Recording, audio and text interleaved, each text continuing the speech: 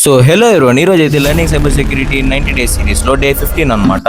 అయితే డే 13 వీడియోలో నేను 302 అంటే లాగిన్ సక్సెస్ఫుల్ అని, 200 అంటే లాగిన్ సక్సెస్ఫుల్ కాలేదని చెప్పి ల్యాబ్ అప్రోచ్ లో చెప్పాను. దానికి ఒక బ్రో అయితే కమెంట్ చేశాడు, బ్రో 302 అంటేనే ఎందుకు లాగిన్ సక్సెస్ఫుల్ అని చెప్పి అడిగాడు అనమాట. దీనికి ఈ రోజు క్లియర్ ఎక్స్ప్లెనేషన్ చేస్తాను చూడండి. జనరల్ గా మనకు కొన్ని HTTP స్టేటస్ కోడ్స్ అయితే ఉంటాయి అనమాట. ఫర్ ఎగ్జాంపుల్ మనం ఏదైనా పేజ్ ని ఓపెన్ చేసినప్పుడు 404 పేజ్ నాట్ ఫౌండ్, అలాగే 500 సర్వర్ ఎర్రర్, ఇలా కొన్ని ఎర్రర్ మెసేజెస్ అయితే చూసుంటాము. అలాగే ఇవి కూడా కొన్ని HTTP స్టేటస్ కోడ్స్ అన్నమాట. ఫర్ ఎగ్జాంపుల్ 200 అంటే ఇది లాగిన్ పేజీకి సంబంధించిన స్టేటస్ కోడ్. అంటే లాగిన్ పేజ్లోనే ఉంటే మనకు 200 అని చూపిస్తుంది.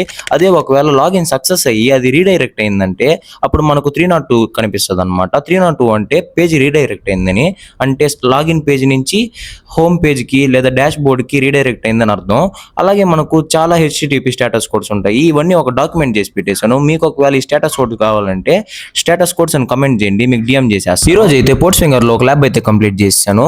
ఇంతకు ముందు కూడా మనం 2 ఫ్యాక్టర్ అథెంటికేషన్ మీద ఒక ల్యాబ్ అయితే సాల్వ్ చేసాము. కానీ అదేంటంటే డైరెక్ట్ గా URL లో స్లాష్ పెట్టి అకౌంట్ అని కొడితే ఆ పేజ్ అయితే ఓపెన్ అయిపోద్ది. కానీ ఈసారి 2 ఫ్యాక్టర్ అథెంటికేషన్ ఫ్లా ఏంటంటే వాడు కుకీస్ సంబంధించిన ఫ్లా ఇస్తాడనమాట. దాన్ని మనము ఆ కోడ్ ని బ్రూట్ ఫోర్స్ చేసి కనిపెట్టాలి. ఇందులో ఏంటంటే 10 డిజిట్స్ ఉండడం వల్ల ఒక 10,000 కాంబినేషన్స్ అయితే అయ్యాయి. అందువల్ల చాలా లేట్ అయింది. లాస్ట్ కి అయితే ల్యాబ్ కూడా సాల్వ్ అయిపోయింది. దీన్ని ఇంకా గిటబ్ లో పుష్ చేసేసి ఎడిటింగ్ లో అన్ని కంప్లీట్ చేసుకుని డేన్ అయితే ఎండ్ చేశాను అనమాట.